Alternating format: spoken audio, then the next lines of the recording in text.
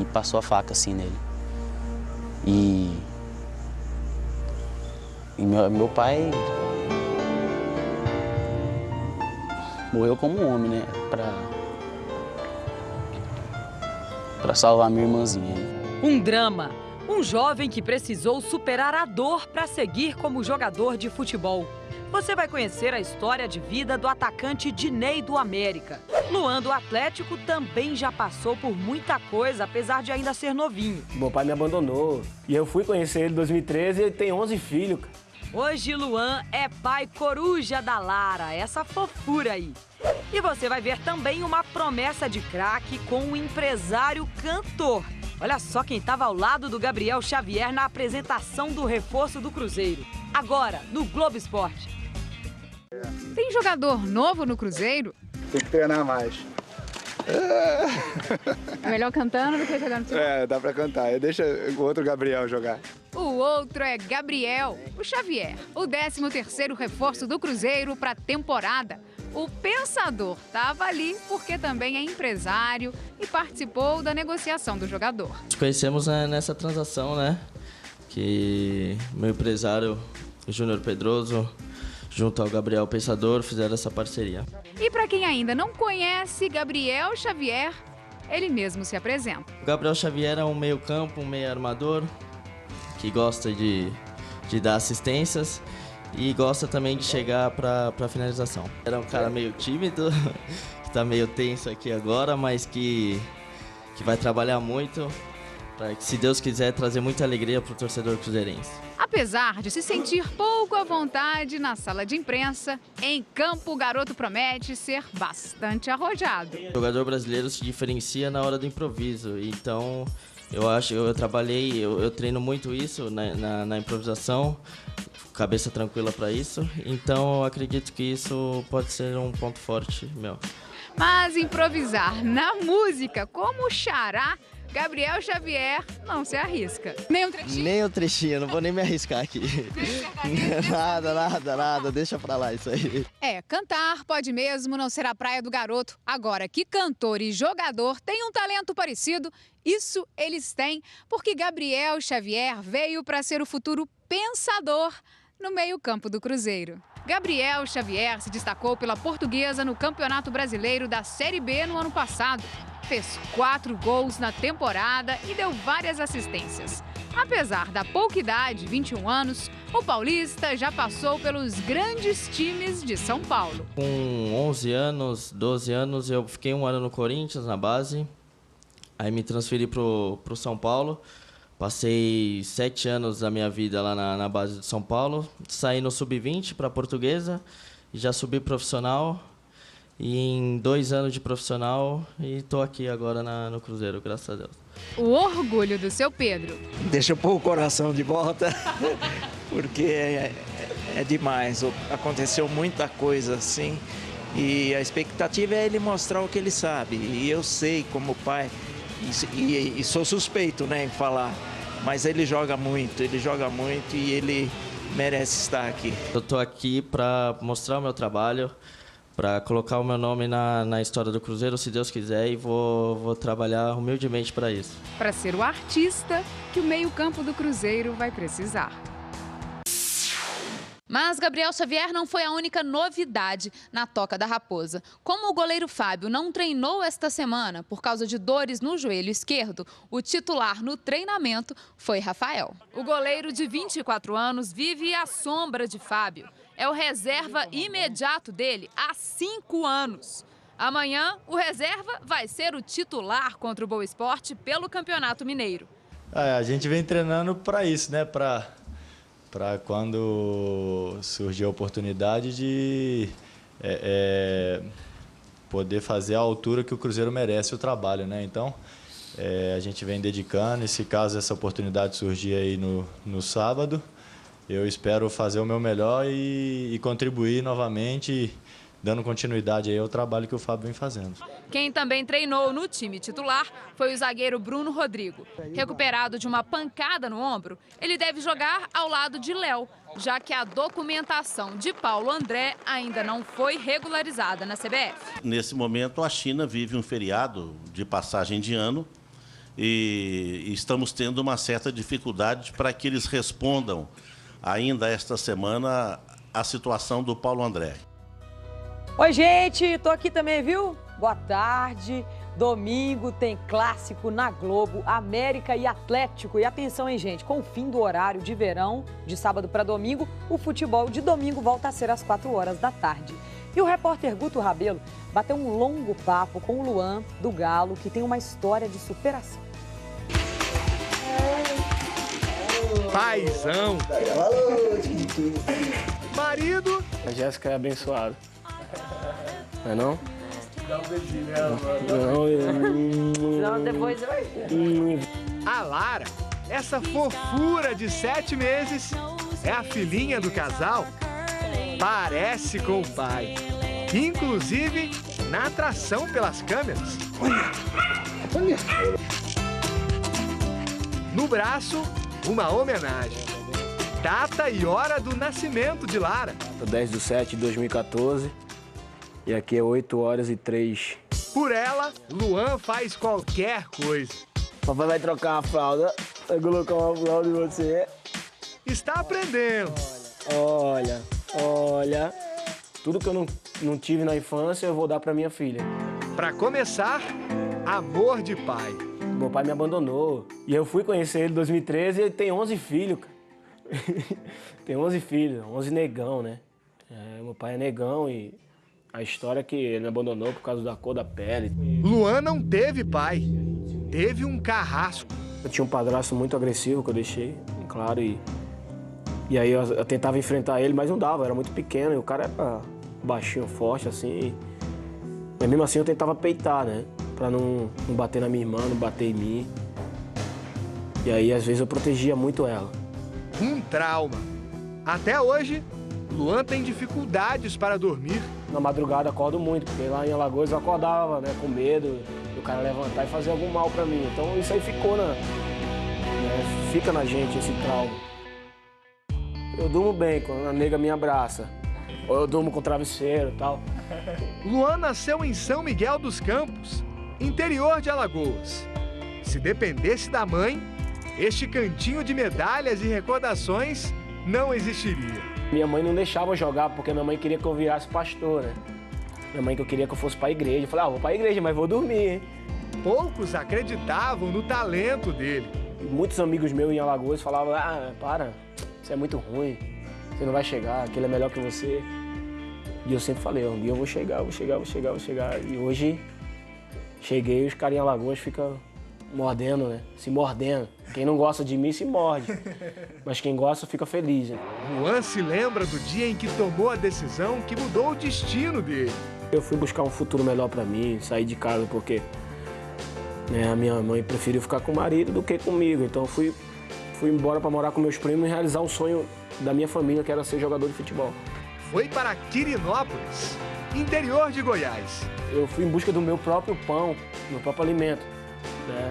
Eu, com 16 anos, jogava na escolinha da prefeitura para ganhar R$50 por jogo e 30 por gol. Hoje, aos 24 anos, é um dos destaques do Atlético. Pode dar conforto à família. Minha mãe, não tenho mágoa dela, eu ajudo ela até hoje. Dei uma casa para ela, que era o sonho dela. Uma história de vida para ser registrada. Quem sabe um dia eu possa fazer o meu livro, O Menino Maluquinho Abençoado por Deus. E será que ele leu um livro que o chefe dele, o técnico Levir Coupe, escreveu? O Burro com Sorte eu não li muito, não. Algumas coisas, porque não. Não sei, não li, tá ali guardado. Então o Levi pode ficar bravo comigo. Ele fala, já leu meu livro? Eu não li, vou ser sincero, não li não, professor. Luan gosta de surpreender o treinador. Teve uma palestra que ele perguntou o que eu queria ser futuramente, o que eu ia fazer da minha vida. Eu falei, vou ser treinador, pô. Ele olhou até, treinador? Aí eu falei, vou ser treinador um dia. Aí eu falei, pô, tá fácil. Ser treinador, não brincando. Seleção brasileira, é um sonho? A seleção pra mim é o Galo, mas se vir a seleção brasileira futuramente eu vou ficar muito feliz. É como eu falei, acho que tem que trabalhar bastante, ainda não estou totalmente preparado para vestir a a camisa da seleção brasileira. Sincero. Às vezes eu falo a verdade e a verdade dói. Intenso, dentro e fora de campo. Os caras me chamam de louco às vezes, né? Pra ele, é um elogio. Só os loucos sabem o caminho da felicidade, né? Caminho que Luan aprendeu a trilhar. Só os loucos sabem o caminho da felicidade. Gostei disso aí, Luan. Bom, o América, adversário do Galo no domingo, tem também um jogador que enfrentou 2 grandes dramas na vida. O atacante Dinei teve o pai e o irmão assassinados. Quem vê esse jogador assim, tranquilo, nem imagina o que ele já passou. O pai, ele morreu como um homem, né? Pra salvar minha irmãzinha. Dinei nasceu em Taguatinga, no Distrito Federal. Família pobre. O dinheiro que os pais ganhavam dava só para pagar o aluguel da casa onde moravam. Teve de sair da escola. Começou a trabalhar aos 10 anos de idade. Já fui entregador de gás, já vendi balinha de coco na rua, no sinal, né? Já fiz mudança, entreguei mudanças também. Servente acho que foi a parte pior, porque eu saí assim do trabalho, né?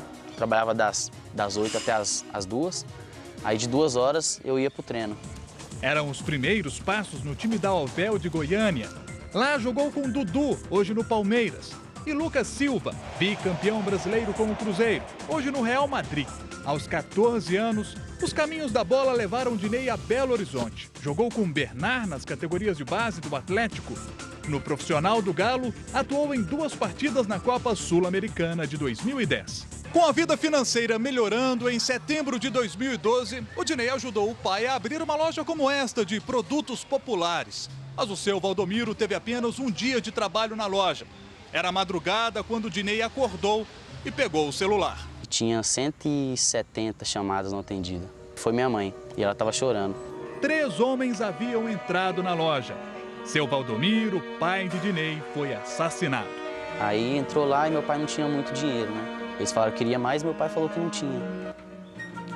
Aí meu pai, eles foram empurrar meu pai e falaram assim, então a gente vai estrupar sua filha. Minha irmãzinha de 10 anos. E ela estava agarrada na perna do meu pai. Aí puxou ela, quando puxou ela, meu pai empurrou um. Aí o cara caiu e bateu a cabeça assim, ficou com muita raiva. Aí os 2 pegaram o braço do meu pai, colocaram para trás assim, e o outro veio e passou a faca assim nele. E meu pai...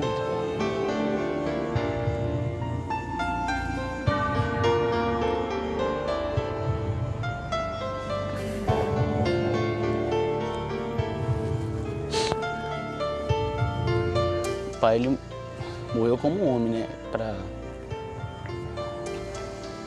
Pra salvar minha irmãzinha.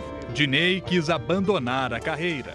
Peguei minha chuteira, coloquei junto ao caixão dele e pensei em parar mesmo. Mas pensou na mãe, na irmã, não desistiu. No ano passado, destacou-se no Campeonato Mineiro, fazendo belos gols pela Caldense. Mas a passagem por Poços de Caldas não traz só boas lembranças. Faltavam poucas horas para o jogo contra o Minas Futebol, em 7 Lagoas. E Dinei recebeu um telefonema da mãe. O irmão Valdirley tinha morrido.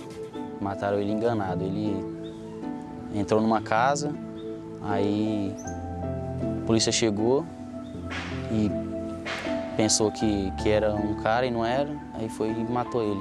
Primeiro o pai, depois o irmão, traumas difíceis de superar. De madrugada até hoje. Eu pego o telefone e 3, 4 horas da manhã eu digito o nome do meu pai. Pra ver se ele atende. Eu acredito que ele tá no céu agora e tá feliz por eu estar aqui. Desde o ano passado, o filho do seu Valdomiro está no América. Sonha com o primeiro título como profissional. Eu penso isso todas as noites, né? De jogar uma final com o Atlético, o Cruzeiro, ou algum outro time também que se destacar. E eu fazendo o gol da vitória, né? O gol do título e ajoelhando no chão e agradecendo a Deus primeiramente e ao meu pai e ao meu irmão que está no céu. Olá, tudo bem? Neste domingo, novo Esporte Espetacular vai mostrar que o primeiro clássico da temporada no Rio tem um confronto que poderia ter acontecido na Copa do Mundo. O artilheiro do campeonato, Fred, contra o goleiro menos vazado, Martin Silva, é Fluminense contra Vasco. E também, Glenda, acompanhamos a estreia de Corinthians e São Paulo na fase de grupos da Libertadores de um jeito diferente. Que tal ver o jogo pelas reações dos técnicos Tite e Muricy Ramalho? É domingo. Depois do Alto Esporte, hein? Daqui a pouco tem notícias do Atlético e a forte equipe de canoagem da Grã-Bretanha se prepara para as Olimpíadas no Rio, treinando em Nova Lima. Estamos de volta e olha, depois da estreia com derrota na Libertadores, é hora do Atlético trocar o chip, né? Mudar a chavinha, agora é Campeonato Mineiro contra o América no domingo e a Globo mostra o clássico às 4h. Rostos cansados e carregados de frustração pela estreia ruim na Libertadores contra o Colo-Colo no Chile. A equipe não conseguiu jogar, o Colo-Colo marcou bem e isso gerou uma certa ansiedade que acabou desorganizando a equipe. A derrota por 2-0 para os chilenos parece ter servido de alerta para o Galo na temporada. Todo mundo pode ter certeza que o Atlético, o próximo jogo, vai voltar a ser quem é, porque a gente via dentro do vestiário que estava todo mundo bem abatido. Não era pouca coisa, era muita coisa, todo mundo com semblante baixo, porque a gente é acostumado a ganhar. Sem tempo para lamentar. No domingo, contra o América, no Independência, o Atlético defende a liderança do Campeonato Mineiro. Ganhar um clássico é tudo que os atleticanos precisam no momento. E o Galo, que vai enfrentar o América, pode ser bem parecido com o que jogou no Chile. Nosso trabalho é o que a gente tem a fazer, a nossa próxima competição. E se ele optar em colocar o time que jogou no último jogo, vai todo mundo com a cabeça erguida e procurar fazer um grande trabalho e para tentar manter a liderança. A gente tem que descansar porque o Campeonato Mineiro já está em cima. Domingo temos um clássico, depois na quarta-feira não tem como lamentar, é recuperar os pontos que a gente perdemos na estreia. Flamengo e Boa Vista se enfrentaram no Maracanã. Marcelo Cirino arrancou, chutou e fez Flamengo 1-0. Depois, Marcelo Cirino deu passe para o gol de Everton. 2-0. O Flamengo agora é o líder do Campeonato Carioca. Para os britânicos, Lagoa dos Ingleses. É isso mesmo, em Nova Lima, feras da canoagem internacional começam a preparação para as Olimpíadas do Rio. Para estes atletas, remar é uma paixão que começa com preparação cuidadosa. O banco, o suporte para os pés, o transporte até a água. Cada detalhe é importante para o caiaque ter o máximo de desempenho. Este pesa 30 quilos, mede 11 metros e reserva só 1 metro para cada um dos 4 ocupantes. É um dos brinquedinhos da equipe da Grã-Bretanha de canoagem. São 14 atletas, todos muito fortes. Feras como Louisa Sowers, campeã mundial na prova de 5.000 metros, e Ed McKeever, campeão olímpico da prova mais rápida, os 200 metros. Até ganhou o apelido de Usain Bolt da canoagem. Ed McKeever e toda a equipe deram uma paradinha nos treinos para se apresentar. Foram recebidos por autoridades, dirigentes do Minas e estudantes de escolas mineiras. O treinamento de 20 dias em Minas Gerais faz parte de um acordo fechado com o Minas em 2013. A Associação Olímpica Britânica está usando a estrutura do clube na preparação para as Olimpíadas. Neste caso, o Clube Náutico do Minas. É nesta bela paisagem na Lagoa dos Ingleses, em Nova Lima, que a equipe de canoagem da Grã-Bretanha se inspira para buscar resultados ainda melhores nas Olimpíadas do Rio no ano que vem. Em 2012, competindo em casa, os britânicos foram muito bem. Conquistaram 2 medalhas de ouro, uma de prata e uma de bronze. O técnico Scott Gardner disse que a equipe está mais forte e acredita que a Grã-Bretanha vai conquistar mais medalhas no Rio. Pois é, gente, no próximo bloco, olha, o Anderson Silva se pronuncia sobre a suspensão no UFC e tem os corajosos que encaram os degraus de Santos.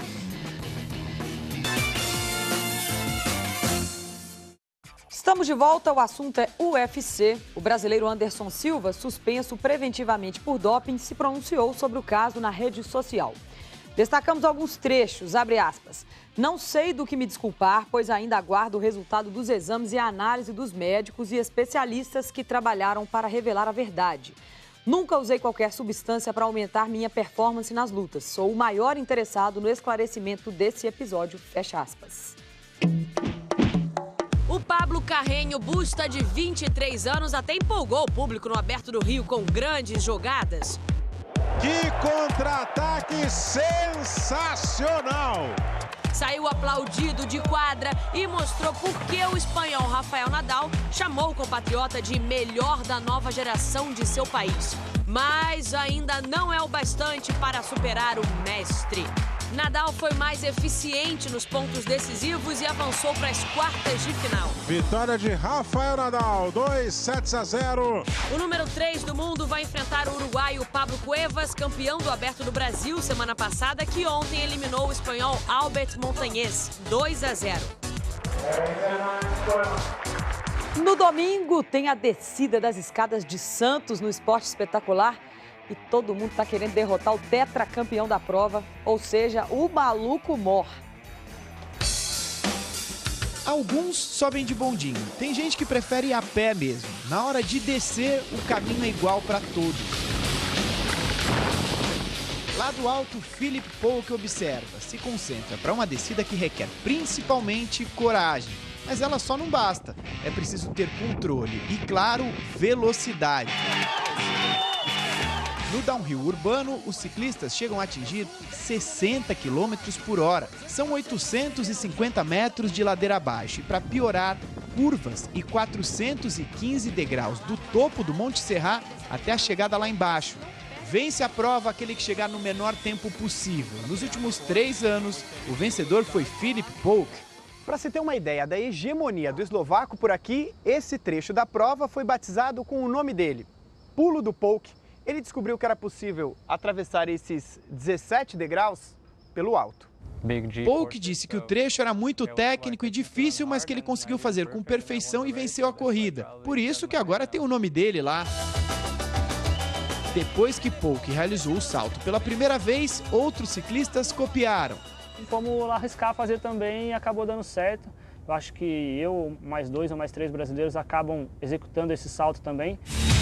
A cada ano, o rei das escadas de Santos diminui o tempo de descida. Ano passado, Polk completou a prova em pouco mais de 55 segundos. O brasileiro que chegou mais perto foi o Wallace, com cerca de 58 segundos. Será que esse ano algum brasileiro vai conseguir acabar com o domínio desse gringo aí? Esse ano eu vou tentar andar mais rápido nas curvas para conseguir chegar perto ou bater o tempo dele.